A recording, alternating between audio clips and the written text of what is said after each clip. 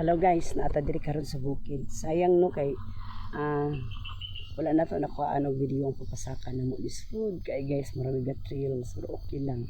Sakay naog. So karon ako ipakita sa inyo ang kuan kani. Nanami diri sa area dapit sa Puting Sayaw. So nanami diri akan diri sa kani bukid kay lasang as in lasang. Lasang napos taliwala sa lasang. Kaya akong kauban to ana nagmotor sila doon laman lang daw. Dan ako diri ko pa kani daw nga dalan mag shortcut daw ko ana kana kasi akong gipangita guys.